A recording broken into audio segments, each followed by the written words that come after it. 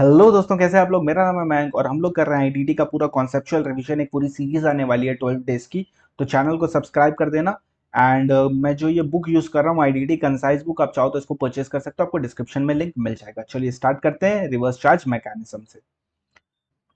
देखो, दो प्रकार से टैक्स कलेक्ट करती है गवर्नमेंट। एक होता है फॉरवर्ड चार्ज, एक होता है रिवर्स चार्ज। फॉरवर्ड चार्ज मतलब सप्लायर जो होता है, सप्लायर माल सेल करता है कस्टमर को, कस्टमर से वो जीएसटी कलेक्ट करता है और फिर वो जीएसटी को डिपॉजिट कर देता है गवर्नमेंट, क्या बोलते हैं, गवर्नमेंट के पास। ये आपको चैप्टर नंबर 1 इंट्रोडक्शन लेक्चर जो है आपको यूट्यूब चैनल पे मिल जाएगा। उसमें जाओगे तो अच्छे से समझ में आ जाएगा मैं एग्जैक्टली क्या बोल रहा हूँ। और रिवर्स चार्ज में क्या होता है, जो रेसिपेंट होता है वो खुद ही अपना जीएसटी जमा करवाता है गवर्नमेंट के पास। याद करो, रजिस्ट्रेशन चैप्टर में अपने पढ़े थे कि रजिस्ट्रेशन में जो जमा करवा रहे हैं, जो रेसिपेंट है, जो आरसीएम में पे कर रहा है, उसको क्या होता है, कंपलसरी रजिस्ट्रेशन होता है। और एक और चीज से लिंक करते हैं किया कि अगर जो सप्लायर वो एक्सक्लूसिवली अगर आरसीएम वाला सप्लाई कर रहा है आउटवर्ड एक्सक्लूसिवली, तो उसको रजिस्ट्रेशन लेने की नीड नहीं होती है। तो एक एक करके टैकल करते हैं। सबसे पहले अपने पकड़ेंगे जीटीए। मैंने क्या किया, आरसीएम में हर एक जो भी है, जैसे मान जीटीए है तो उसमें मैंने एग्जामिशन को भी उसी में ही डाल दिया ताकि एक ही जगह कवर हो जाए। मतलब साफ है कि जीटीए से रिलेटेड कोई भी क्वेश्चन आया, बस इतना देख लो, क्वेश्चन तुम्हारे बन जाएंगे। तो क्या है, चलिए देख लेते हैं। जीटीए मतलब क्या था, गुड्स ट्रांसपोर्ट एजेंसी।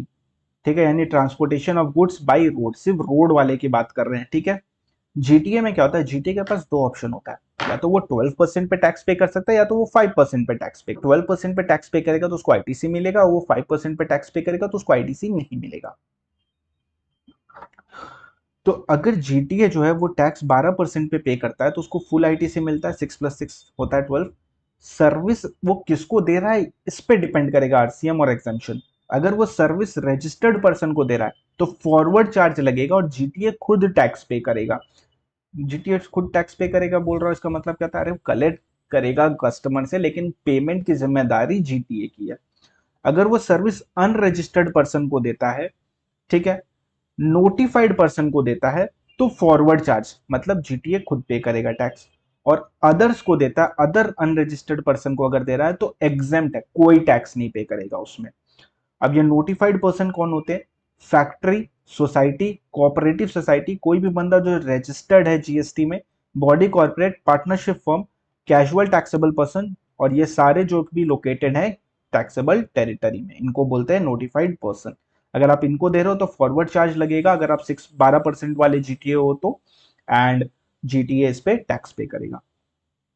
अब रजिस्टर्ड यहाँ पे भी है, रजिस्टर्ड यहाँ पे भी है, कंफ्यूज मत होना। अगर तुम इस रास्ते से भी जाओगे तो भी फॉरवर्ड चार्ज आएगा, इस रास्ते से भी जाओगे तो भी फॉरवर्ड चार्ज आएगा, तो इट डजेंट मैटर। नेक्स्ट है जो जीटीए चाहे तो 5% पे टैक्स पे कर सकता है। अगर जीटीए 5% पे टैक्स पे कर रहा है, फिर देखेंगे सर्विस किसको दे रहा है।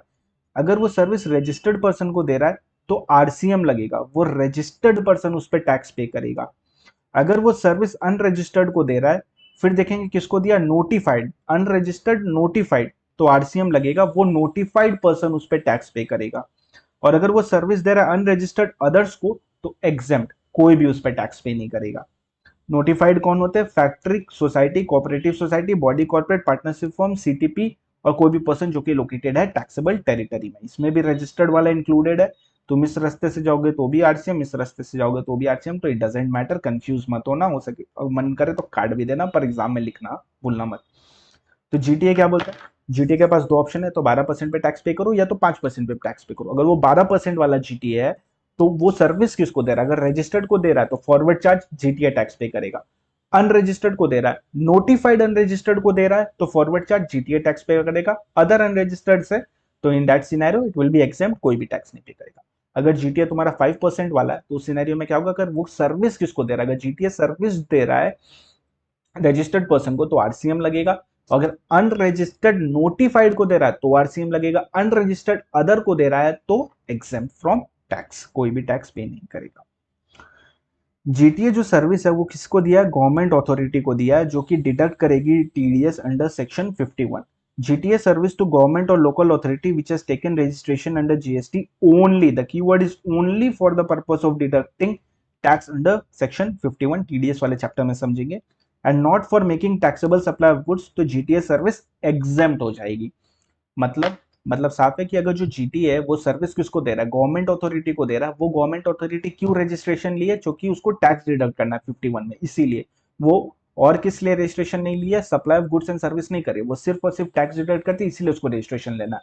रजिस्ट्रेशन चैप्टर से लिंक करें, वहां आपने क्या पढ़े थे, जो 51 में डिडक्ट करता है उसको कंपलसरी रजिस्ट्रेशन होता है। तो इस सिनेरियो में जीटीए की जो सर्विस है एग्जाम्प्ट है, कोई भी उस पर टैक्स पे नहीं करेगा। अपने ये लिंक कर करके पढ़ते हैं तो इससे थोड़ा बेटर रहता है, काफी चीज एक साथ कनेक्टेड रहती है, तो कंफ्यूज मत होना, अगर कहीं कुछ लिंक नहीं समझ में आए तो 2 मिनट शांत रखना, माइंड काम रखना, समझ में आ जाएगा। जीटीए सर्विस और भी कुछ एग्जाम्प्ट होती है, कब होती है, अगर आप transportation of goods by GTA कर रहे हो जहां पे consideration is up to 1500 of a consignment in single carriage और 750 फॉर सिंगल कंसाइनिंग। नहीं समझा, सिंपल भाषा में बताता हूं, अगर आप अपना माल गुड्स जो है आप सेंड कर रहे हो जीटीए के थ्रू रोड, तो इस सिनेरियो में क्या होगा, अगर आपका भाड़ा 1500 तक का है तो एग्जाम्प्ट, या 750 तक का है तो एग्जाम्प्ट। अब ये दोनों में क्या डिफरेंस है, दोनों में डिफरेंस ये है कि मान लीजिए कि सिंगल कैरेज मतलब एक गाड़ी है, उस गाड़ी में सिर्फ आपका माल जा रहा है, उस केस में अगर आपका भाड़ा 1500 तक का है तो एग्जाम्प्ट, 1500 के ऊपर है तो जैसे ऊपर पढ़ के आए फॉरवर्ड या आरसीएम अकॉर्डिंगली एप्लीकेबल हो जाएगा। और अगर आपका भाड़ा, एक गाड़ी है उसमें बहुत सारे गुड्स हैं, उसमें आपका एक गुड्स है और आपका भाड़ा 750 रुपया तक है तो एग्जाम्प्ट, वरना टैक्सेबल, जैसे ऊपर पड़े फॉरवर्ड या RCM depending on the circumstances लग जाएंगे। बहुत सिंपल है, एक गाड़ी है उस गाड़ी में आपका माल जा रहा है, सिर्फ आपका ही माल जा रहा है तो 1500 तक का अगर भाड़ा है तो एग्जाम्प्ट।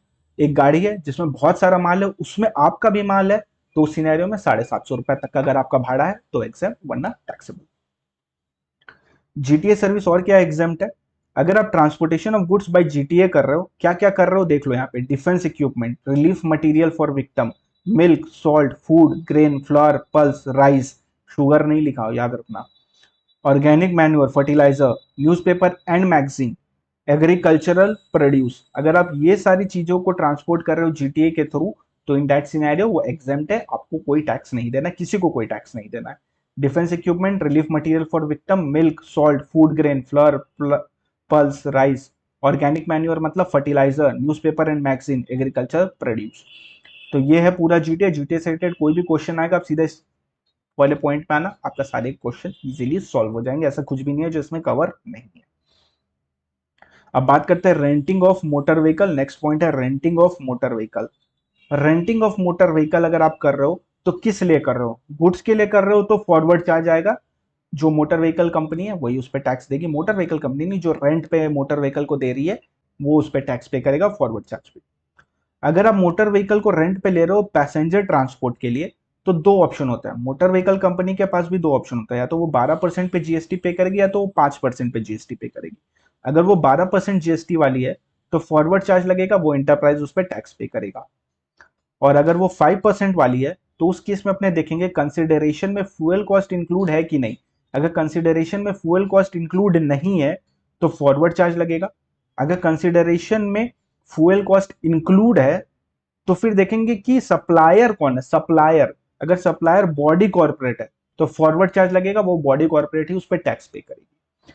अब supplier other than body corporate है तो अब देखेंगे सर्विस किसको दे रहा है, अगर उसने सर्विस दी है बॉडी कॉर्पोरेट को तो आरसीएम लगेगा, और अगर उसने सर्विस दी है अदर देन बॉडी कॉर्पोरेट को तो फॉरवर्ड चार्ज लगेगा, जो सप्लायर है वही टैक्स पे करेगा, एंड अगर उसने बॉडी कॉर्पोरेट को दी है तो आरसीएम लग जाएगा। कंफ्यूज हो गए, मत हो, मैं हूं ना, एक सिंपल ट्रिक बताता हूं, हो सके तो इसका स्क्रीनशॉट ले लो अगर बुक नहीं ली है तो।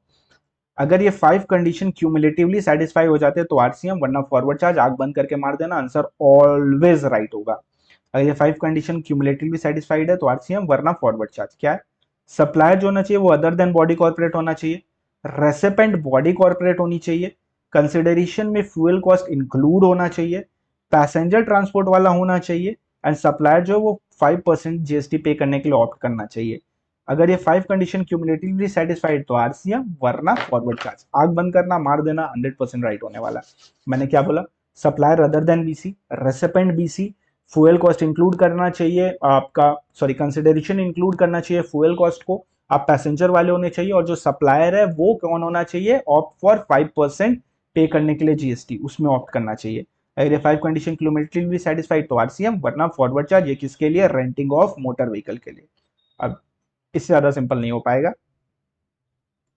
अब आरबीआई, ठीक है, आरबीआई का पढ़ते हैं। All services supplied by RBI is exempt. RBI कोई भी सर्विस देती है वो एग्जेम्प्ट होती है। All service supplied to RBI. अब सर्विस आरबीआई को कौन दे रहा है? मैं क्या बोला, पहले वाले सिनेरियो में आरबीआई जो सर्विस देती है वो एग्जेम्प्ट होती है। अब कोई आरबीआई को अगर सर्विस दे रहा है तो जनरली फॉरवर्ड चार्ज लगता है, मतलब जो सर्विस दे रहा है वही टैक्स पे करेगा। पर अगर ओवरसीइंग कमिटी है तो इस सिनेरियो में आरसीएम लगता है और आरबीआई लाइबल टू पे टैक्स होता है। इसमें इसमें आरबीआई आरबीआई सिर्फ एक ही बार जीएसटी पे करता है, वो है ओवरसीइंग कमिटी के केस में। बाकी सब सिनेरियो में या तो एग्जेम्प्ट है और या तो फिर फॉरवर्ड चार्ज लगता है। आउटसाइड इंडिया वाले केस में भी एग्जेम्प्ट होता है, आउटसाइड इंडिया वाले केस में भी एग्जेम्प्ट होता है, यानी कोई भी सर्विस जो कि सप्लाई की गई आरबीआई को बाई आउटसाइड इंडिया, यानी आउटसाइड इंडिया से कोई सर्विस आरबीआई को मिल रही है तो वो एग्जेम्प्ट होती है।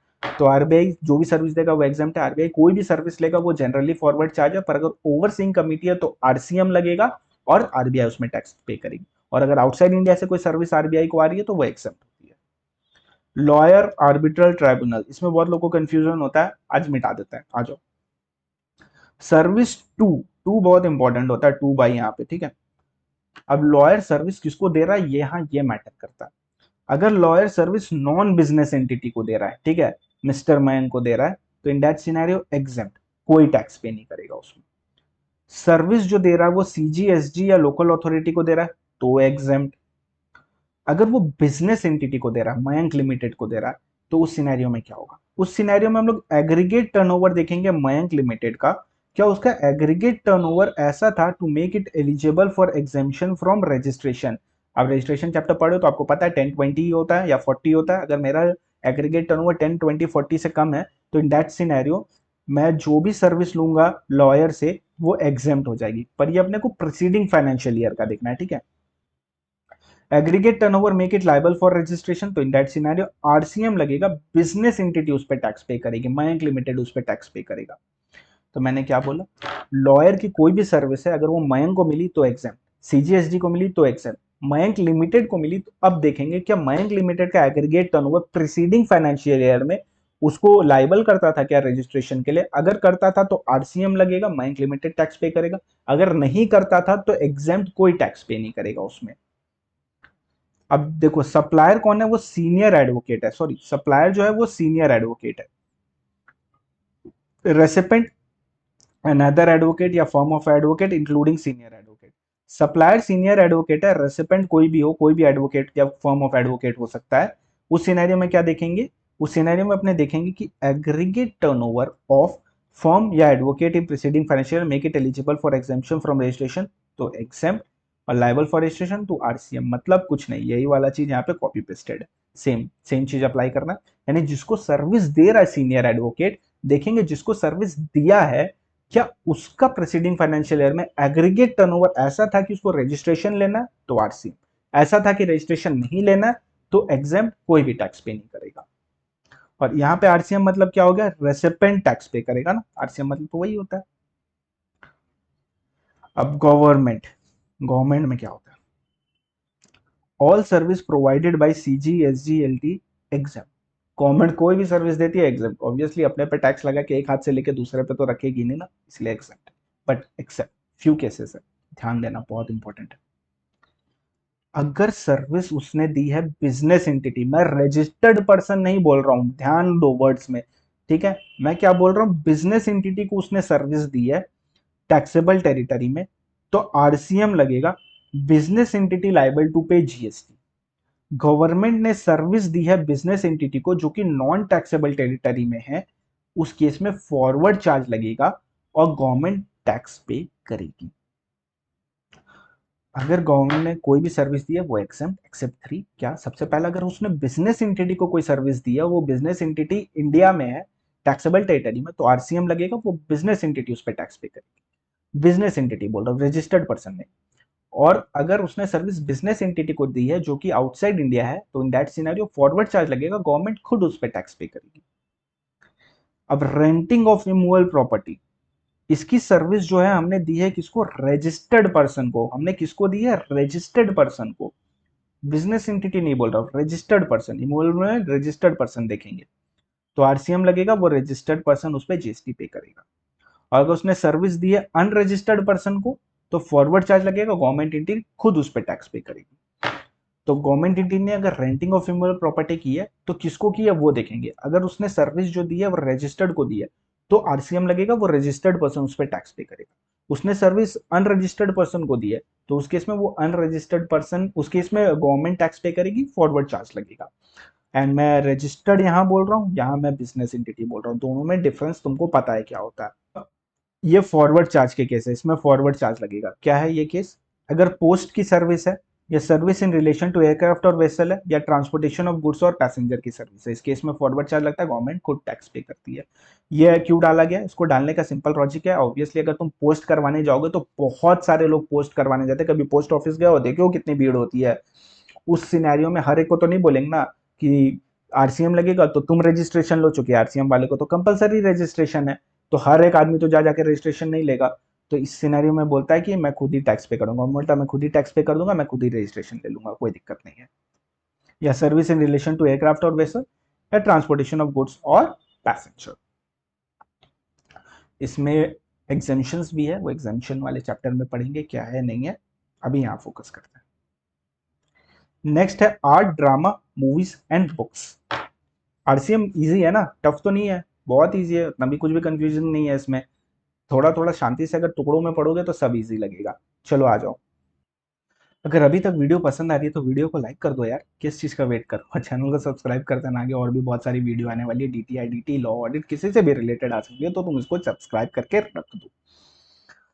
अब मैं किसकी बात कर रहा हूँ, अब मैं बात कर रहा हूँ आर्ट, ड्रामा, मूवी और बुक्स की। अगर आप सप्लाई ऑफ सर्विस करते हो bye way of transfer of copyright, transfer of copyright होता है सप्लाई ऑफ सर्विस, आपको पता चल जाएगा अगर आप चैप्टर 2 को अच्छे से पढ़ोगे, सप्लाई वाले चैप्टर को। Supply of service by way of transfer of copyright relating to drama, music, art. देखो बुक्स अलग है, ठीक है, क्यों अलग है पता चलेगा। ड्रामा, म्यूजिक, आर्ट आप किसको देते हो, म्यूजिक कंपनी को देते हो या प्रोड्यूसर को देते हो, तो आरसीएम लगेगा, music company is liable to pay GST. क्यों ऐसा किया गया, ऐसा इसलिए किया गया ताकि अपने प्रमोट कर सके आर्ट वगैरह को इंडिया में, इसीलिए किया गया, सिंपल सी बात है। मान लीजिए कि क्या होता है, गुरु रंधावा जी एक सॉन्ग बनाते, उस सॉन्ग का कॉपीराइट वो टी सीरीज को सेल कर देते हैं, ठीक है। अब ट्रांसफर करते हैं वो कॉपीराइट टी सीरीज को, तो इसमें क्या होता है, ट्रांसफर ऑफ कॉपीराइट वो होता है सर्विस। अब उसने सप्लाई ऑफ सर्विस की है एंड इस केस में आरसीएम लग जाएगा, जो टी सीरीज है वो लाइबल होगी जीएसटी पे करने की। पर supply of service by way of transfer of copyright relating to books, यानी चेतन भगत ने एक बुक लिखी, उसने उन्हें पब्लिशर को ट्रांसफर कर दिया कॉपीराइट। यहाँ पे क्या हो, यहाँ पे दो ऑप्शन होते हैं। जनरली तो आरसीएम होता है, जो पब्लिशर होता है वही लाइबल होगा पे करने के लिए जीएसटी। पर अगर चेतन भगत जी खुद ही रजिस्टर्ड है, या चेतन भगत जी खुद ही रजिस्टर्ड है एंड उन्होंने फॉर्म INV 1 में डिक्लेरेशन दे दिया है, तो उस केस में चेतन भगत जी खुद ही लाइबल होंगे जीएसटी पे करने के लिए फॉरवर्ड चार्ज के तहत, एंड पब्लिशर लाइबल नहीं होगा पे करने के लिए GST. And author shall not withdraw the said option within a period of 1 year from the date of exercising such option. जिस दिन एक्सरसाइज किया वहां से 1 साल तक इस ऑप्शन को अपने स्विच नहीं कर सकते, मतलब इस वाले पे नहीं जा सकते। इसमें है तो फिर 1 साल तक इसी में ही रहना पड़ेगा। तो मैंने क्या बोला, बहुत सिंपल है कि ड्रामा, म्यूजिक, आर्ट वगैरह इस केस में ऑलवेज म्यूजिक कंपनी या तुम्हारा जो भी पब्लिशर वगैरह होते हैं, वही प्रोड्यूसर होते हैं, वही इस पे जीएसटी पे करेंगे। बट बुक्स के केस में क्या होता है, पब्लिशर, दो ऑप्शन होते हैं, या तो पब्लिशर जनरली पे करेगा आरसीएम में, और या तो अगर ऑथर खुद ही रजिस्टर्ड है INV 1 में उसने डिक्लेरेशन दे दिया तो उस केस में वो फॉरवर्ड चार्ज में पे करेगा ऑथर, पब्लिशर पे नहीं करेगा। और एक बार इस ऑप्शन को एक्सरसाइज किया तो 1 ईयर तक विड्रॉ नहीं कर सकते। Remuneration to director, remuneration paid अगर आप किसको पे कर रहे हो, चलो पूरा अच्छे से एनालिसिस करते हैं, ठीक। रेमुनरेशन टू डायरेक्टर में आप रेमुनरेशन पे कर रहे हो अगर इंडिपेंडेंट डायरेक्टर को तो आरसीएम लगेगा। अगर आप इंडिपेंडेंट डायरेक्टर को रेमुनरेशन दे रहे हो तो आरसीएम लगेगा।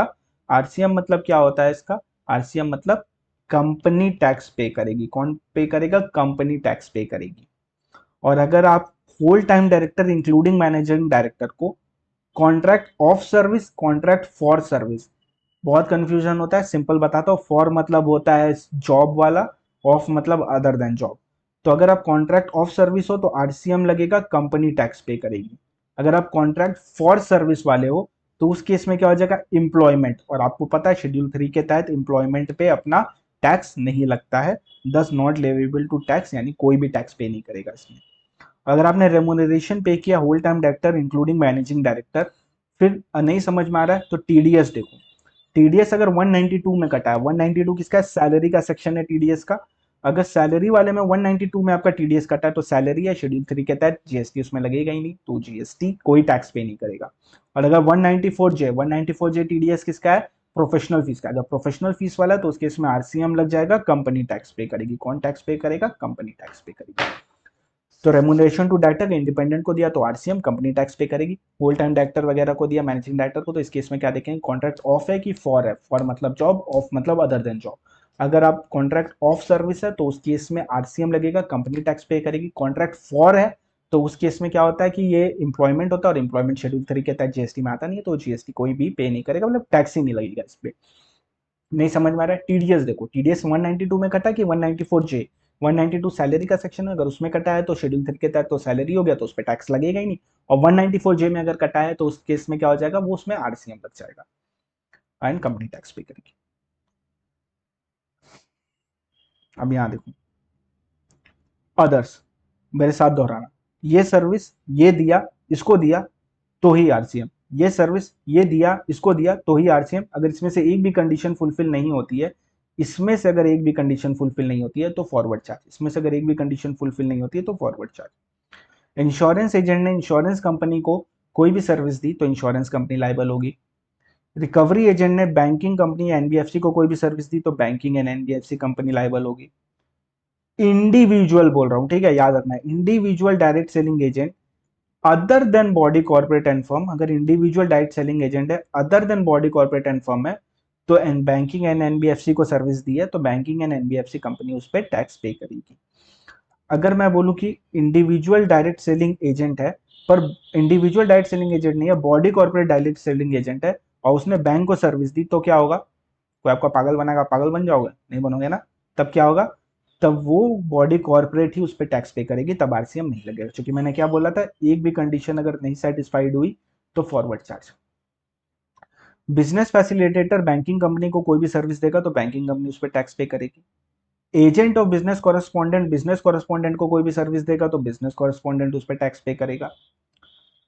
ये कौन, 6 और 7 में ही सबसे ज्यादा कंफ्यूजन होता है, ठीक है, 6 और 7 यही एग्जाम में ज्यादा टेस्ट भी होता है, तो यहाँ अच्छे से ध्यान देना। यहाँ इधर उधर भटको मत, इधर आओ इधर आओ इधर आओ, पानी पियो, चलो मैं भी एक बार पानी पी लेता हूँ।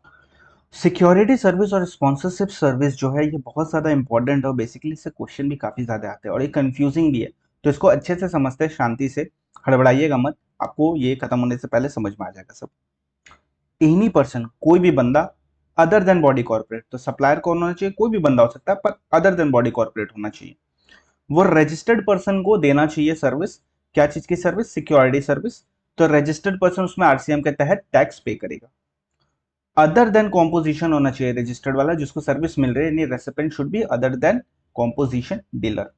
तो security service any person other than body corporate registered person को दे रहा है, अदर देन कॉम्पोजिशन वाले को तो रजिस्टर्ड पर्सन, ठीक है। मान लो अगर एक्स लिमिटेड ने सिक्योरिटी सर्विस दी है रजिस्टर्ड पर्सन को, तो who will pay tax, then X limited will pay tax. क्यों, क्योंकि एक कंडीशन ब्रीच हो गई, इसमें से अगर एक भी कंडीशन ब्रीच होगी तो फॉरवर्ड चार्ज लग जाएगा, ठीक है। चलो आगे बढ़ते हैं। स्पॉन्सरशिप सर्विस के केस में क्या होता है, कोई भी बंदा, कोई भी एक्स लिमिटेड, एक्स या कोई भी, अगर बॉडी कॉर्पोरेट को दे रहा है स्पॉन्सरशिप सर्विस तो बॉडी कॉर्पोरेट के उसमें टैक्स पे करेगा आरसीएम के तहत। आप लोग को एक बहुत सिंपल सी बात बताता हूँ, रेसिपेंट कौन होता है ना, ये जानने के लिए आपको बस ये जानना है कि पैसे कौन दे रहा है। जो पैसे देता है वो रेसिपेंट होता है, इस बात को एकदम अच्छे से याद रखना। क्यों, क्योंकि आप कंफ्यूज होने वाले हो। आ जाओ, मिस्टर राज है जिसने स्पॉन्सर किया है dance competition Pintu dance academy का, जो कि एक डांस स्कूल है जो कि रन बाय इंडिविजुअल होता है, ठीक है। अब यहाँ ध्यान दीजिए, पैसा किसने दिया, राज ने, तो रेसिपेंट कौन हुआ, राज, तो Raj is a recipient. And supplier of service कौन हुआ, Pintu dance academy, that is mister Prashant. यानी अगर मिस्टर प्रशांत सप्लायर है और मिस्टर राज रेसिपेंट है, तो एक कंडीशन ब्रीच हो गई, ये वाली नहीं, ये तो परफेक्ट है, ये कंडीशन ब्रीच हुई, जो कि सब recipient other than body corporate हो गया है यहाँ पे। तो यहाँ पे क्या लगेगा, यहाँ पे फॉरवर्ड चार्ज लगेगा, और फॉरवर्ड चार्ज में कौन देता है जीएसटी? सप्लायर देता है। तो यहाँ पे सप्लायर कौन है? मिस्टर प्रशांत। तो Pintu dance academy is liable to pay the GST, यानी mister Prashant is liable to pay the GST. अब एक और एग्जांपल देख लेते हैं। हाँ, आ रहा है स्क्रीन पे, देखो। Panini private limited agrees to sponsor a sports event organized by Pink City Club in Jaipur. Panini Private Limited has paid an amount of rupees 5 lakhs. पैसा किसने दिया? पन्निनी प्राइवेट लिमिटेड ने। ठीक है, 5 लाख रुपीस दी। तो ये क्या हुआ? ये हो गया अपना रेसिपेंट। अगर ये रेसिपेंट है तो पिंक सोसाइटी क्लब जो है वो अपना सप्लायर हो गया। अब रेसिपेंट कौन है?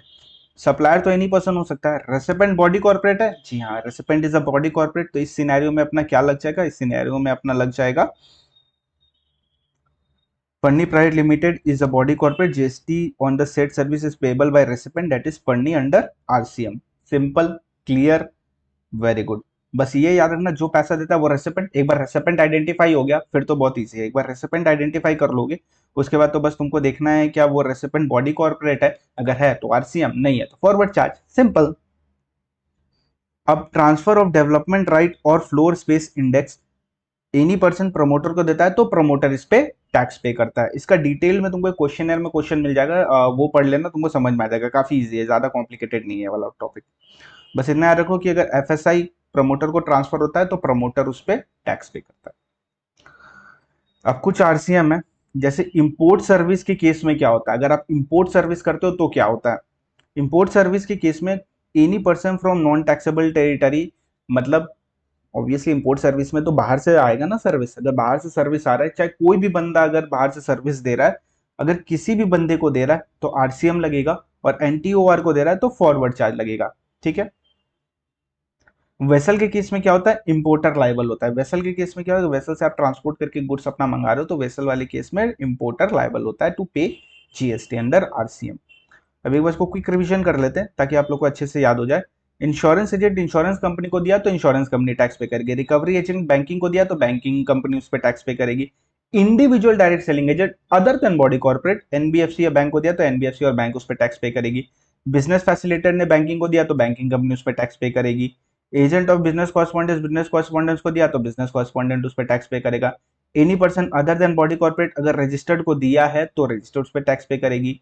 स्पॉन्सरशिप सर्विस में अगर कोई भी बंदा बॉडी कॉर्पोरेट को दिया है तो बॉडी कॉर्पोरेट पे टैक्स पे करेगी। इसको आइडेंटिफाई करने के लिए मैंने क्या बोला? जिसने पैसा दिया पहले उसको आइडेंटिफाई करो क्वेश्चन में। वो आइडेंटिफाई हो गया तो वो हो गया रेसिपेंट। अब वो हो गया रेसिपेंट तो बस देख लो वो बॉडी कॉर्पोरेट है कि नहीं। अगर वो बॉडी कॉर्पोरेट है तो आरसीएम लगा देना, वरना फॉरवर्ड चार्ज। सिंपल। एफएसआई के केस में प्रमोटर लाइबल होता है। इंपोर्ट सर्विस के केस में आरसीएम लगता है, लेकिन एनटीआर का केस में फॉरवर्ड चार्ज लगता है। एंड वेसल के केस में नॉन टैक्सेबल टेरिटरी में इंपोर्टर टैक्स पे करता है। वेसल के केस में नॉन टैक्सेबल टेरिटरी में इंपोर्टर टैक्स पे करता है। अब 9(4) का केस है। 9(4) के केस में क्या होता है? अगर सप्लाई हम लोग स्पेसिफाइड गुड्स का कर रहे हैं अनरजिस्टर्ड पर्सन से टू स्पेसिफाइड रजिस्टर्ड पर्सन है, यानी सर्विस क्या स्पेसिफाइड गुड्स की है, जो अपना अनरजिस्टर्ड पर्सन है और टू रजिस्टर्ड पर्सन, यानी एग्जांपल एग्जांपल नहीं, यहाँ पे सिर्फ तीन ही नोटिफाई अपने को, ये तीन ही लर्न करना एग्जाम के लिए। सीमेंट अगर अनरजिस्टर्ड से खरीदोगे तो प्रमोटर को आरसीएम के तहत उसमें टैक्स पे करना पड़ेगा 28%। ये लर्न करना, बिल्कुल ये रेट लर्न करना, एग्जाम में कभी कभी नहीं देता। कैपिटल गुड्स अगर तुम अनरजिस्टर्ड से खरीदोगे तो प्रमोटर उस पर टैक्स पे करेगा नोटिफाइड रेट से। अगर आपका वैल्यू ऑफ इनपुट और input services purchase from registered supplier is less than 80%, यानी आपने जितना भी इनपुट और इनपुट सर्विसेज टोटल जितना भी खरीदा है, अगर उसमें से 80% से कम है आपका रजिस्टर्ड से, ठीक है, तो जितना भी 80% से कम है ना, उस सिर्फ उतना शॉर्टफॉल के लिए, उस शॉर्टफॉल के लिए प्रमोटर आरसीएम के तहत 18% पे करेगा। नहीं समझा? दिमाग घूम गया? बहुत कोशिश किया समझने का, समझ ही नहीं आया। आ जाओ देख लेते हैं।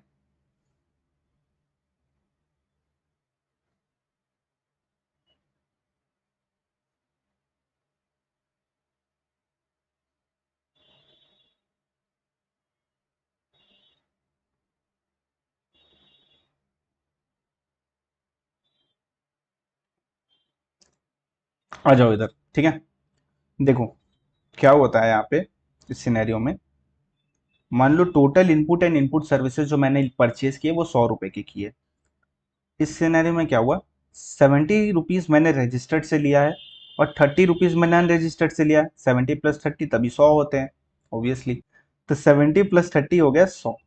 मैंने क्या बोला, कम से कम 80% रजिस्टर्ड से होना चाहिए, तो कम से कम 80 रुपया रजिस्टर्ड से होना चाहिए था, पर आपने सिर्फ 70 किया। तो कितना कम है, 10 कम है। तो जो 10 रुपए है वो ऐड करके उसमें बस 18% पे आप आरसीएम से टैक्स पे कर देना। 18% करके आप आरसीएम पे टैक्स पे कर देना सिर्फ उस 10 रुपए में, उस शॉर्टफॉल के लिए। सिंपल है। एक क्वेश्चन बनाओगे ना, इजीली समझ में आएगा, बहुत ईजी है। 95 मैंने रजिस्ट्रेशन में बोला होगा कि आपको यहाँ पे समझेगा। 95 में क्या होता है, देखो 95 मतलब क्या हो गया ना, आप लोग इसको ऐसे बोल सकते हो, ओला, उबर, एंड आपका क्या हो गया, ओयो हो गया, देन आपका अर्बन क्लैप हो गया, अर्बन क्लैप हो गया, ये सारी कंपनी है, ठीक है। तो transportation of passenger service by cab या motorcycle through e commerce operator, यानी यहाँ पे क्या हो गया, यहाँ पे अपना हो गया ओला उबर, ये सब आ गए। ओला उबर के केस में आरसीएम लगता है और इको लाइबल होता है, यानी मैं एज अ पैसेंजर नहीं दूंगा, जो ड्राइवर है वो टैक्स नहीं देगा। आरसीएम के तहत इको उस पर लाइबल होगा टैक्स देने के लिए, आरसीएम के तहत इको उस पर लाइबल होगा टैक्स देने के लिए। फिर एक नेक्स्ट जो है अपना वो ओयो और urban clap, service by way of providing accommodation in hotel, in guest house या हाउस कीपिंग सर्विस, यानी ओयो, अर्बन क्लैप। तो इस केस में क्या होता है, अगर आपका होटल है, ठीक है, वो ऑलरेडी रजिस्टर्ड है, अगर आपका होटल ऑलरेडी रजिस्टर्ड है तो फॉरवर्ड चार्ज ही लगेगा, होटल ही उस पर टैक्स पे करेगा। बट अगर नहीं रजिस्टर्ड है तो उस केस में आरसीएम लगेगा और इको लाइबल होगा उस पर टैक्स पे करने के लिए, इको लाइबल होगा उस पर टैक्स पे करने के लिए। तो इको 95 में अपने क्या पढ़े, ई कॉमर्स ऑपरेटर में, अगर ई कॉमर्स ऑपरेटर जो है आपका, ठीक है, वो कौन है, ओला उबर है, तो आरसीएम लगेगा, ओला उबर ही रजिस्ट्रेशन लेगा और वही उस पर टैक्स पे करेगा। याद करो हम लोग पढ़े थे 95 वाली सर्विस है तो एग्जाम्प्ट होते हैं हम लोग, ठीक है। ओला उबर ही रजिस्ट्रेशन लेगा और ओला उबर ही उस पर टैक्स पे करेगा। अगर आप ओयो हो या अर्बन क्लैप हो, ठीक है, अगर आपका जो होटल है वो लाइबल टू रजिस्टर्ड है तो उसके इसमें होटल ही टैक्स पे करेगा फॉरवर्ड चार्ज में। पर अगर आपका होटल लाइबल टू रजिस्ट्रेशन नहीं है तो उस सिनेरियो में कौन पे करेगा, ओयो ही उसका टैक्स पे करेगी और रजिस्ट्रेशन भी वही लेगी। आ जाओ फटाफट यहाँ पे कुछ देख लेते हैं फटाफट, ताकि थोड़ा सा और कॉन्फिडेंस बिल्डअप हो जाए। हरिश्चंद्र वो न्यू दिल्ली का, उसने रिक्वेस्ट किया एक मोटर कैब को, और उस मोटर कैब का नाम था सुपर राइड, कि उसको ट्रैवल करना है दिल्ली से गुड़गांव, ठीक है। तो हरीश क्या हो गया, पैसेंजर हो गया। Perry limited, super ride is a mobile application owned and manage by Perry India limited. तो इको कौन है इसका, पेरी इंडिया। तो रजिस्ट्रेशन किसको लेना, पेरी इंडिया को। टैक्स कौन पे करेगा, पेरी इंडिया टैक्स पे करेगा। यहाँ पे लिखा है, Perry India owns and manage the mobile, Perry India limited and ECO located in India is liable to pay GST. Executive director को सिटिंग फीस दी है और सैलरी दी है 1.5 लाख की। तो अब क्या होगा, बहुत सिंपल है, एग्जीक्यूटिव डायरेक्टर है, उसको सिटिंग फीस जो दी है उस पर आरसीएम लगेगा, उस पर कंपनी टैक्स पे करेगी, और जो सैलरी है 1.5 लाख का उस पर कोई टैक्स नहीं पे करेगा, चूंकि शेड्यूल 3 के तहत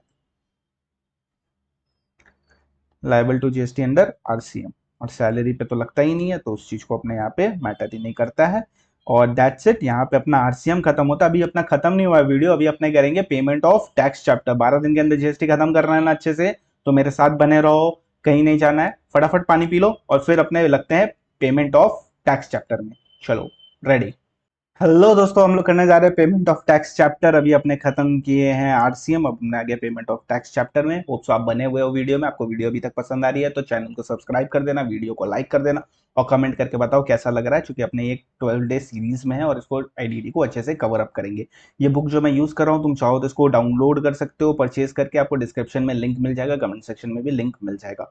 और अगर आपका एग्जाम नवंबर वगैरह में है तो आप चाहो तो हमारा जो लाइव बैच आएगा जुलाई में, आप उसको ज्वाइन कर लेना, बहुत मजा आने वाला है उसमें। एंड वन मोर थिंग, अगर आप चाहो तो आप फास्ट ट्रैक भी ले सकते हो रिकॉर्डेड मोड में, उसका आपको डिस्क्रिप्शन में लिंक मिल जाएगा। जो जो मैंने अभी तक पढ़ा है ना वो सब वहाँ पे काफी डिटेल्ड में डिस्कशन हुआ है, और ज्यादा आवर्स का नहीं है, 30 to 40 आवर्स का, आप इजिली अभी भी खत्म कर सकते हो चाहो तो। ओके, तो चलो मिलते हैं नीचे पेमेंट ऑफ टैक्स चैप्टर में। आगे बढ़ने से पहले यार एक स्माइल पास कर दो प्लीज। चलो स्टार्ट करते हैं। देखो, पेमेंट ऑफ टैक्स चैप्टर ऐसे बहुत बड़ा है, आपको उतना दिमाग लगाने की जरूरत नहीं, सिर्फ एग्जाम में जो आने वाला मैं बस वही बताऊंगा और वही आएगा और तुमको वही करना है, ठीक है। इलेक्ट्रॉनिक कैश लेजर एक होता है, क्रेडिट लेजर होता है, इलेक्ट्रॉनिक लाइबिलिटी रजिस्टर होता है। इलेक्ट्रॉनिक कैश लेजर जो होता है उसको हम लोग क्यों यूज करते हैं? For payment of tax, interest, penalty और फीस, जिसको हम लोग प्यार से क्या बोलते हैं? Tip fees. इसमें मेजर हेड होता है, माइनर हेड होता है। मेजर हेड में सीजीएसटी, एसजीएसटी, आईजीएसटी और सेस होता है। माइनर हेड में तुम्हारा tax, interest, penalty and fees होता है। हर एक का एक एक माइनर हेड होता ही है, ठीक है। पहले क्या हुआ होता था कि अगर आप सीजीएसटी में पैसे डालो तो आप उसको एस के लिए नहीं यूज कर सकते हो। अगर आप सीजीएसटी का टैक्स में पैसा डालो तो आप सीजीएसटी का टैक्स का पैसा सीजीएसटी का इंटरेस्ट में यूज नहीं कर सकते हो। बट अब अमेंडमेंट आ चुकी है, अब जो भी अमाउंट आप एंटर करोगे माइनर हेड में एंड मेजर हेड में can be transferred to any other major or minor head. Cross utilization among major and minor head is now possible. अब किसका भी पैसा कहीं पे भी यूज करो, कोई दिक्कत नहीं है। पहले क्या होता था, अगर आप किसी का भी पैसा किसी एक में डाल दे तो बस वो उसी चीज के लिए यूज होगा, भले ही गलती से क्यों ना हो गया हो आपसे। तो सिंपल सी बात है, इलेक्ट्रॉनिक कैश लेजर में आप जो भी कैश डिपॉजिट करते हो, मतलब बैंक के थ्रू जितना भी ट्रांसफर करते हो, वो सब इलेक्ट्रॉनिक कैश लेजर में आता है। उससे आप टैक्स दे दो, इंटरेस्ट दे दो, पेनल्टी दे दो, फीस, ये सब की पेमेंट कर सकते हो। मेजर रेट होता है, माइनर रेट होता है, पर आप क्रॉस यूटिलाइजेशन हो जाता है तो आप किसी भी को किसी से भी कर सकते हो। बट इसको आप यूटिलाइज, इसमें क्रेडिट क्या क्या होता है? Fees, tax, interest, penalty, TDS and TCS claim भी इसी में ही क्रेडिट होता है। तो एमसीक्यू क्या बनेगा? एमसीक्यू आपका बनेगा ये वाला, टीडीएस एंड टीसीएस क्लेम। ये आप भूल जाओगे तो इसको याद रखना, टीडीएस एंड टीसीएस क्लेम कहाँ आता है? इलेक्ट्रॉनिक क्रेडिट लेजर में नहीं, इलेक्ट्रॉनिक कैश लेजर में। अब इलेक्ट्रॉनिक क्रेडिट लेजर में क्या होता है ना, ये इलेक्ट्रॉनिक क्रेडिट लेजर को आप सिर्फ और सिर्फ टैक्स पेमेंट के लिए यूज कर सकते हो, वो भी आउटपुट टैक्स पेमेंट के लिए, ठीक है। और इसमें क्रेडिट क्या होता है? इनपुट टैक्स क्रेडिट, यानी इसमें पैसा कहां से आता है? आपका जो भी आईटीसी है वो इलेक्ट्रॉनिक क्रेडिट लेजर में आ जाता है। फिर उसको आप सेट ऑफ करते हो, जिसको हम लोग बोलते हैं, यूज करते हैं for payment of output tax. तो इसमें देखने वाली बात यह है कि इलेक्ट्रॉनिक कैश लेजर को टिप फीस के लिए यूज कर सकते हो, इलेक्ट्रॉनिक क्रेडिट लेजर को यूज कर सकते हैं सिर्फ आउटपुट टैक्स के लिए और किसी चीज के लिए नहीं। अब manner of utilisation, this is very very important. इसी अपने को वैल्यू ऑफ सप्लाई एक्चुअली करना है इसके बाद, पर वैल्यू ऑफ सप्लाई हम लोग तब तक नहीं कर पाएंगे जब तक अपने को ये नहीं पता होगा, इसीलिए अपने इसमें आए, ठीक है। अब ये क्या होता है, चलो देख लेते हैं। सबसे पहले क्या करोगे ना, सबसे पहले आईजीएसटी इनवर्ड वाला पकड़ोगे। इनवर्ड परचेज के टाइम जितना आईजीएसटी हुआ वो पकड़ो, और उस, अब हम लोग क्या करते हैं, जितना भी इनवर्ड में परचेज किया है उसको सेट ऑफ करते हैं आउटपुट से। फर्स्ट लेक्चर जाके देख लेना, यूट्यूब पे है अवेलेबल। तो इसमें क्या होगा, आईजीएसटी में जितना भी परचेज किया सबसे पहले उसको सेट ऑफ करो सबसे पहले उसको सेट ऑफ करो आईजीएसटी आउटवर्ड से, और फिर जो बचा उसको सेट ऑफ करो सीजीएसटी एसजीएसटी आउटवर्ड से इन एनी मैनर। फिर क्या होगा, इनवर्ड। अच्छा, जो मेरे स्टूडेंट है उनको पता होगा मैं क्या बोलने वाला हूँ। ये सीजीएसटी एसजीएसटी में सबसे पहले हम लोग सी से करेंगे, फिर एस से करेंगे। क्यों? ताकि अपना आंसर एक जैसा दिखे। सीजीएसटी इनवर्ड में जितना है, मतलब जितना परचेज किए थे उस समय जो सीजीएसटी लग के आया, वो सीजीएसटी को कैसे एडजस्ट करेंगे? सबसे पहले सी को सी से एडजस्ट करेंगे, फिर जो बचा वो आई से एडजस्ट करेंगे। सी और एस को कभी नहीं करेंगे, एस और सी को कभी नहीं करेंगे, ये गलती कतई मत करना। खैर इतना तो आता ही होगा। एसजीएसटी का जितना भी इनवर्ड है उसको क्या करेंगे, सबसे पहले हम लोग सेट ऑफ करेंगे एसजीएसटी से, फिर सेकंड हम लोग सेट ऑफ करेंगे आईजीएसटी से। एस को सी से कर देते हैं ना? नहीं, नहीं करते। कोई पागल बनाएगा, बनोगे? नहीं बनोगे ना? तो बस याद, ये सिंपल है। First we will utilise input IGST, then accordingly other, ये मैंडेटरी हो गया, लॉ में लिखा हुआ है। फिर input of S CGST can not, sorry, input of CGST can not be used against SGST और वाइसी वर्सा। दिमाग घूम गया, नहीं समझ में आया क्या हो रहा है? बता रहे ना, बैठा हूं ना। देखो क्या होता है, सबसे पहले जब हम लोग आईजीएसटी परचेज करते हैं ना, परचेज करते हैं, मान लो आईजीएसटी लग गया, तो उस आईजीएसटी को एडजस्ट कर दो सबसे पहले आईजीएसटी आउटवर्ड से, और बचा अगर कुछ तो सी और एस को इन एनी प्रोपोर्शन कर दो। फिर सेकेंडली जितना भी तुम्हारा सीजीएसटी इन लग के आया ना इनवर्ड में, उसको तुम सेट ऑफ कर दो सीजीएसटी आउटवर्ड से, फिर कुछ बचा तो आईजीएसटी आउटवर्ड से। फिर जितना भी एसजीएसटी लग के आया उसको सबसे पहले सेट ऑफ कर दो एसजीएसटी आउटवर्ड से, फिर आईजीएसटी आउटवर्ड से अगर कर दो, अगर बचा है तो। पर सी और एस को कभी साथ में मत करना। इसके ऊपर हम लोग ने बहुत सारे सम्स किए थे फास्ट ट्रैक बैच में, आपको याद होगा तो। चलिए आगे बढ़ते हैं। Order of discharge of liability, order of discharge of liability, यानी अगर आपने पैसा डाला है तो सबसे पहले पैसा किस किस चीज में एडजस्ट होगा? सबसे पहले all dues of previous tax period, सबसे पहले पुराना टैक्स पीरियड का अगर कोई ड्यू है तो उसको एडजस्ट करेंगे। All due related to current tax period, फिर करेंट टैक्स पीरियड का जितना ड्यू है उसको करेंगे। And all dues including demand determined under 73 and 74 demand and recovery chapter का है ये सेक्शन। तो सबसे पहले सारे dues of previous tax period, फिर सारे dues of current tax period, फिर all dues relating to demand under section 73 and 74। Certain liabilities only to be discharge through cash, कुछ कुछ लाइबिलिटी है जो कि सिर्फ और सिर्फ कैश से ही डिस्चार्ज होंगी। वो क्या है? टीडीएस और टीसीएस, कॉम्पोजिशन लेवी, कॉम्पोजिशन का पेमेंट आप सिर्फ कैश में करोगे, वैसे भी उसको आईटीसी तो मिलता नहीं, वो क्रेडिट वैसे भी यूटिलाइज नहीं कर पाएगा, तो उसको कैश में ही करना पड़ेगा। आरसीएम का पेमेंट आपको कैश में करना पड़ेगा, आप अपना क्रेडिट यूटिलाइज नहीं कर सकते हो उसके लिए, हालांकि उसको पेमेंट करने के बाद आपको पास इनपुट टैक्स क्रेडिट वापस आ जाता है उतना रुपए का। इंटरेस्ट, पेनल्टी, फीस और any other amount under this act, देखो यहाँ टैक्स लिखा है क्या? यहाँ पे नहीं ना, क्यों? क्योंकि टैक्स को अपने किसी कर सकते हैं क्रेडिट से ऊपर पढ़ के आना, क्योंकि उसी के लिए ही यूटिलाइज कर सकते हैं ना, तो इसलिए यहाँ पे नहीं लिखा। कुछ कुछ चीजें सिर्फ कैश से जाएंगी, टीडीएस टीसीएस वाले, composition, RCM, tip fees, tip fees नहीं इप फीस, जो टी है वो तो ऊपर से ज्यादा ही जाएगा क्रेडिट लेजर से। चालान क्या जनरेट करते हैं? पीएमटी 06 कितना दिन के लिए वैलिड होता है? 15 डेज के लिए वैलिड होता है। अब बात करते हैं section 50 interest, this is also one of the most important topic. Interest on tax paper generally किस पे लगता है? नेट लाइबिलिटी, नेट मतलब output tax minus input tax. RCM included in net liability, in exam आपको क्या लिखना? By debiting the electronic cash laser. मतलब नहीं समझा, मतलब सिंपल है, आउट नेट लाइबिलिटी एग्जाम में मत लिखना, एग्जाम में नेट लाइबिलिटी मत लिखना, एग्जाम में लिखना by debiting electronic cash laser. Net liability बोलना लेकिन लिखना by debiting electronic cash laser. However, where such return is furnished after commencement of any proceeding 73 and 74, तो ग्रॉस लाइबिलिटी पे लगेगा, यानी सेट ऑफ नहीं अलाउ करेंगे। नहीं समझा, बहुत सिंपल है। सेक्शन 50 क्या बोलता है? सेक्शन 50 बोलता है जनरली नेट लाइबिलिटी पे लगा देना, यानी इनपुट आउटपुट माइनस इनपुट जो भी आएगा उस पे तुम इंटरेस्ट लगाना, ठीक है। और इसको हम लोग एग्जाम में क्या लिखेंगे? By debiting electronic cash laser. Net liability को हम लोग एग्जाम में क्या बोलते हैं? By debiting electronic cash laser. And अगर 73 74 वाला डिमांड है और उस पर इंटरेस्ट लग रहा है तो वो आउटपुट वो सिर्फ ग्रॉस पे लगेगा, सिर्फ आउटपुट पे, इनपुट सेट ऑफ नहीं कर सकते हो। रेट है जनरली 18%, पर अगर अनड्यू एक्सेस क्लेम किए हो आईटीसी और excess reduction in output tax liability किए हो तो 24%। जनरल रेट इज 18% और ऐसे 24% अगर आप अनड्यू या एक्सेस क्लेम किए हो आईटीसी उसकी वजह से इंटरेस्ट लग रहा है तो। और इस सिनेरियो में भी 18 भी लग सकता, आपका ग्रॉस भी लग सकता है, नेट भी लग सकता है, डिपेंड करता है। अगर 73 74 वाला है तो फिर ग्रॉस लग जाएगा, काट देंगे इसको, हटाओ। और interest is charge from the day succeeding the day tax was due till the actual date of payment. Exam purpose के लिए 31st of the succeeding month in which TOS is determined. TOS तो अभी तक करके आ चुके होगे तो समझ ही आया होगा टीओएस कब तक आता है, और टीओएस जिस दिन आता है उसके नेक्स्ट मंथ पे 20 तक पेमेंट होता है, तो 21st डे से, यानी जिस दिन टीओएस आया उस मंथ के नेक्स्ट मंथ के 20th तक पेमेंट करना होता है। तो ड्यू डेट क्या हुई? 21st डे से till the date of actual payment तक तुमको 18 या 24% का इंटरेस्ट लगेगा। यही लिखा है section 50, one of the most important section.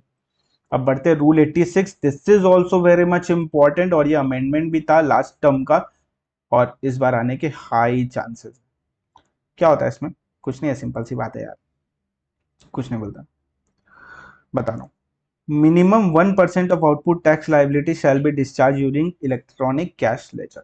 मतलब मेरा अगर आउटपुट टैक्स था 1 लाख रुपए का और मेरे पास आईटीसी पड़ा हुआ है 1,20,000 का, तो मैं क्या करता था? 1 लाख से 1 लाख सेट ऑफ करता था और 20,000 को कैरी फॉरवर्ड कर देता था। बट अब गवर्नमेंट बोलता है नहीं नहीं नहीं नहीं, ऐसा मत करो यार, कम से कम कुछ तो दो। तो गवर्नमेंट बोलता है कम से कम 1% तुम इलेक्ट्रॉनिक कैश लेजर के थ्रू पे करो, यानी 1% तुम कैश में पे करो और जितना रिमेनिंग बचता है उसको तुम सेट ऑफ कर सकते हो, कोई दिक्कत नहीं है। तो यहाँ देखो क्या देखा, total value of interstate supply of Raman and sons for the month of February is 100 lakhs, यानी मेरा आउटपुट टैक्स आउटपुट सॉरी मतलब मेरा टर्नओवर कितना है? 100 lakhs का 18% करके लगता है, तो मेरा टोटल टैक्स लाइबिलिटी कितना हो गया? 18 लाख। 100 का 18% 18 लाख, ये मेरा आउटपुट टैक्स है, मेरे को पेमेंट करना है। और इलेक्ट्रॉनिक क्रेडिट लेजर में मेरा 20 लाख पड़ा हुआ है। तो पहले मैं क्या करता था, इस 20 लाख था तो मैं यहाँ 18 सेट ऑफ कर देता था और 2 लाख को कैरी फॉरवर्ड कर देता था, राइट। पर अब ऐसा नहीं होगा। रूल 86 भी क्या बोलता है कि 99% तुम सेट ऑफ कर सकते हो, 1% कैश में देना पड़ेगा। तो बोलता है क्या, 99% कितना होता है 18 लाख का? 17,82,000। तो 17,82,000 को तुम इलेक्ट्रॉनिक क्रेडिट लेजर से सेट ऑफ कर दो और 18,000 को तुम कैश में पेमेंट कर दो, 18,000 का तुम कैश में पेमेंट कर दो। सिंपल है, आप पूरा आउटपुट सेट ऑफ नहीं कर सकते इनपुट से, आपको कम से कम 1% कैश में पेमेंट करना ही होगा। बट इसका कुछ एक्सेप्शन है, ये तुरंत नहीं लग जाता है। सबसे पहली बात ये तभी लगता है जब आपका इन अ मंथ एक्सीड करेगा 50 lakhs, यानी अगर आपका एक मंथ में 50 lakhs एक्सीड करेगा तो ही आपको 86 बी एप्लीकेबल होगा। क्या एक्सीड करेगा?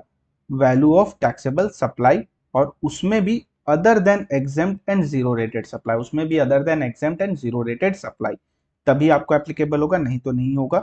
यानी अपने को क्या करना है एग्जाम में, कैसे आइडेंटिफाई करोगे पता है? क्वेश्चन पढ़ोगे और जैसे ही तुमको किसी भी क्वेश्चन में कोई फिगर दिखे ना कि तुम्हारा टर्नओवर एक्सीड कर रहा है 50 लाख, अलर्ट हो जाना, तुरंत अलर्ट हो जाना कि 86 भी आएगा, क्योंकि ये छुप के आएगा, ये डायरेक्ट नहीं आएगा, छुप के आएगा, तो तुमको पता होना चाहिए कब आएगा।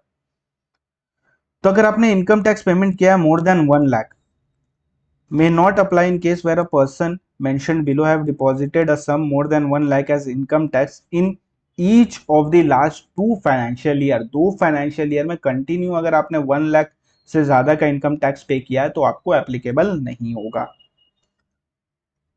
may not apply where a registered person received a refund amount of more than 1 lakh on account of unutilized ITC।